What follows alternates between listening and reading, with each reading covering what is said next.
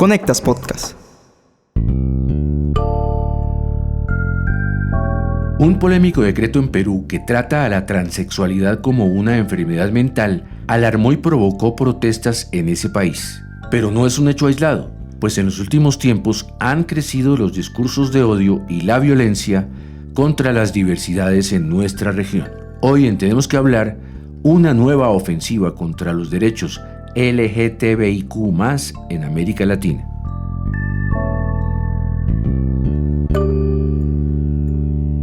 Hola, soy Mauricio Sáenz y les doy la bienvenida a un nuevo episodio de este podcast semanal en el que abordamos diversos temas de América Latina porque tenemos que hablar. Conectas Podcast presenta Tenemos que Hablar, El análisis semanal para comprender la actualidad de América Latina, realizado por la mesa editorial de Conectas, la plataforma periodística con miembros en 19 países de la región.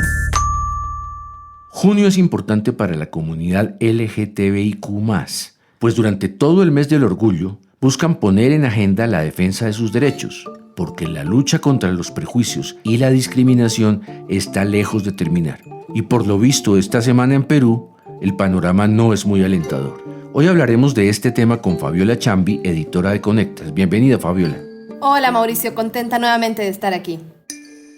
Bueno, para comenzar, ¿nos puedes explicar qué es lo que está pasando en Perú? ¿Por qué hay tanta furia? El 10 de mayo se emitió un decreto avalado por la presidenta Dina Boluarte que considera la transexualidad como una patología, una categoría que ya había sido eliminada de la clasificación internacional de enfermedades por la Organización Mundial de la Salud en 2022.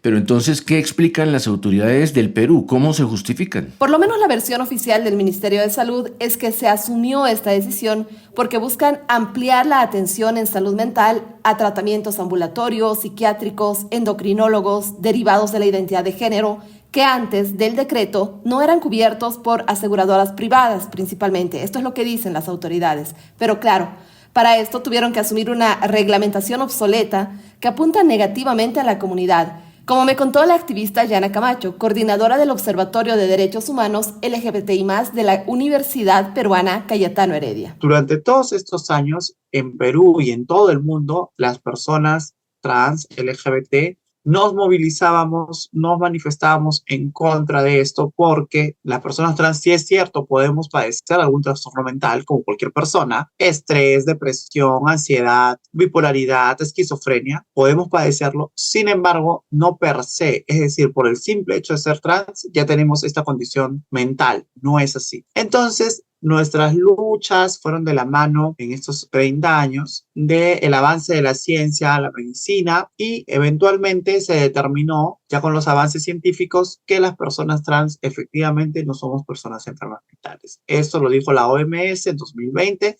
En 2022 ya estaba aplicándose el nuevo o la nueva clasificación internacional de enfermedades. Con el nuevo decreto, pues parece que el gobierno peruano está aceptando las teorías de los sectores extremistas, esos mismos que promueven supuestos tratamientos para, entre comillas, curar la transexualidad e incluso la homosexualidad. ¿Pero se puede hacer algo? ¿Cambiar, eliminar este decreto o qué? Las movilizaciones ya comenzaron y también el acercamiento con las autoridades gubernamentales. El objetivo es que se derogue este decreto. Pero Yana Camacho admite que el daño a la comunidad ya está hecho.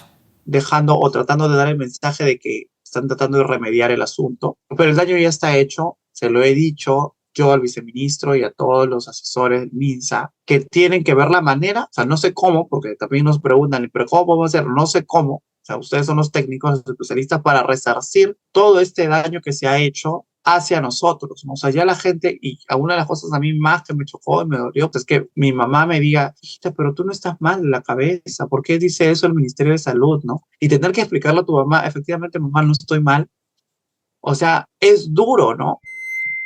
Es terrible, es muy duro el testimonio de Yana y lo peor es que ese retroceso en Perú refleja en realidad lo que sucede en otras partes del mundo, porque incluso hay países que aún castigan las relaciones homosexuales nada menos que con la pena de muerte. ¿Qué tal eso en pleno siglo XXI? Terrible. Son 11 países donde los actos sexuales entre personas del mismo sexo pueden llevar a la pena de muerte, aunque el delito recibe diferentes denominaciones como crimen antinatural, sodomía y otros. Y además el castigo también se ejecuta de diferentes formas, la horca, decapitación o lapidación. Estamos hablando de Brunei, Irán, Mauritania, Nigeria, Arabia Saudita, Yemen, Qatar, Afganistán, Pakistán, Somalia y Emiratos Árabes Unidos. Y algo importante también es que por la naturaleza de gobierno de estos estados es difícil acceder a estadísticas precisas sobre las ejecuciones, aunque en los últimos 5 la pena de muerte es una posibilidad sujeta a la interpretación de la ley islámica. Y otro dato preocupante es que todavía 62 estados miembros de la ONU criminalizan los actos sexuales consensuales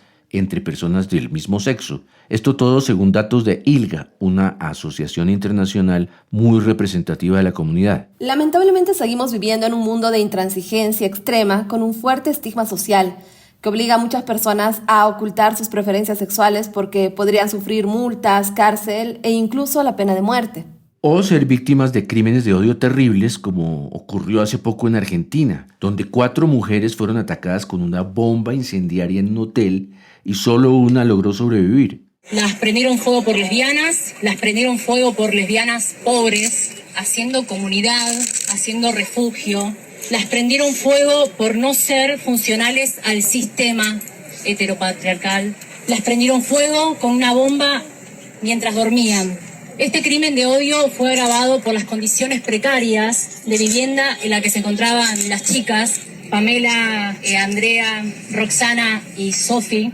La ausencia de políticas públicas frente a la crisis habitacional y la promoción y reproducción de discursos de odio por parte del gobierno resaltan la responsabilidad del Estado. Así protestaba un colectivo de mujeres para reclamar por este terrible crimen de odio en Buenos Aires y al final, como escuchábamos, responsabilizaban al Estado por esta escalada de violencia. Y es que con el nuevo gobierno del ultraderechista Milei, la situación en Argentina se ha complicado para la comunidad, con medidas que ya había anunciado en su campaña. ¿Recuerda, Mauricio, ese video que mostraba a un eufórico Milei retirando uno por uno los nombres de los ministerios que eliminaría al llegar al gobierno? Es este audio. Escuchemos un poco. Ministerio de Ambiente y Desarrollo Sostenible, afuera. Ministerio de las Mujeres y Género y Diversidad, afuera. Ministerio de Obras Públicas, afuera. Y cumplió, porque el 11 de junio disolvió definitivamente el Ministerio de Mujeres, Género y Diversidades.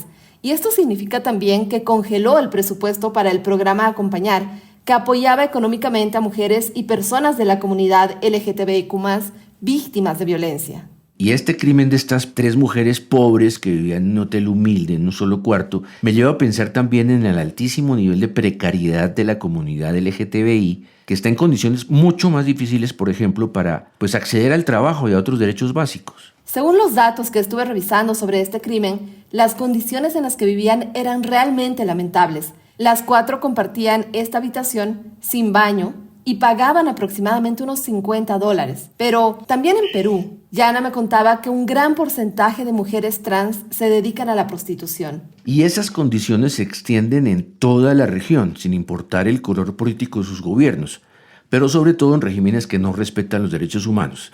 Estaba pensando justamente en el caso de Nicaragua, por ejemplo. Precisamente, la conocida activista nicaragüense La Damaso Vargas compartió conmigo su testimonio desde Costa Rica, donde ahora se encuentra exiliada. Es como bien duro existir en Nicaragua porque también el asumir mi identidad de género significó una ruptura bastante grande con mi familia entera, ¿verdad? Y pues por ahí el asunto era pues, seguir trabajando para que a otra persona en el paso del tiempo no le vuelva a suceder. Nunca fue una opción dejar el activismo, nunca lo fue. Entonces yo lo que sí puedo dimensionar de maneras diferentes es la forma en la que viví discriminación. No que aquí no viví discriminación. Hay gente que dice, ay, aquí en Costa Rica es que ni acoso he vivido nunca. Pues qué suerte la tuya, porque las mujeres sí vivimos acoso en las calles de Costa Rica.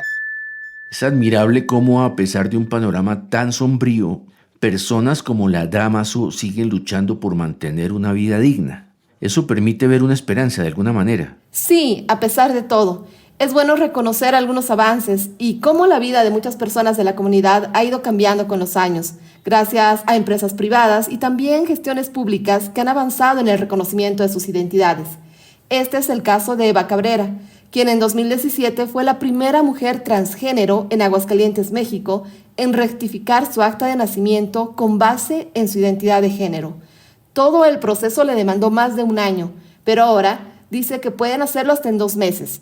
Eva es administradora de empresas y se siente contenta con la vida que lleva ahora. Muchas empresas ya están participando en el tema de inclusión para grupos vulnerables, no solo en grupos de LGBT, sino que también personas con alguna discapacidad, por tener más participación, que a fin de cuentas todo esto igual hace visibilidad, hace reconocimiento y pues también es un ganar-ganar, ¿no? A ellos les va bien. A nosotros también nos ayuda mucho eso. Después de todo lo que pasó, el cambio, todo lo que se vivió, que fue muy visible acá, entonces eso me ayudó bastante para mi crecimiento profesional. Afortunadamente en la empresa en la que estoy actualmente se certificó en empresa segura para personas LGBT para tener pues los mismos derechos de participación y de crecimiento que los demás, ¿no? Entonces, afortunadamente ahorita llevo una vida profesional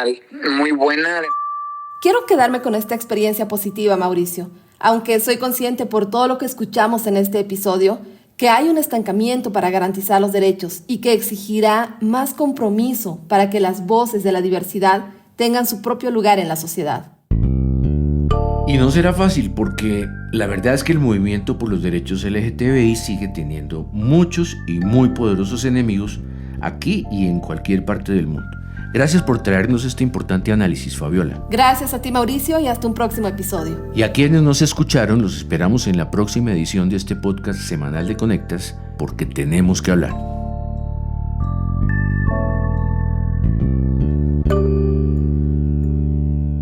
Para conocer a profundidad más contenidos de análisis sobre las Américas, visítanos en www.conectas.org. Escúchanos cada semana en Spotify, YouTube, Apple y Google Podcasts. Activa las notificaciones y déjanos tus comentarios porque en Latinoamérica tenemos que hablar.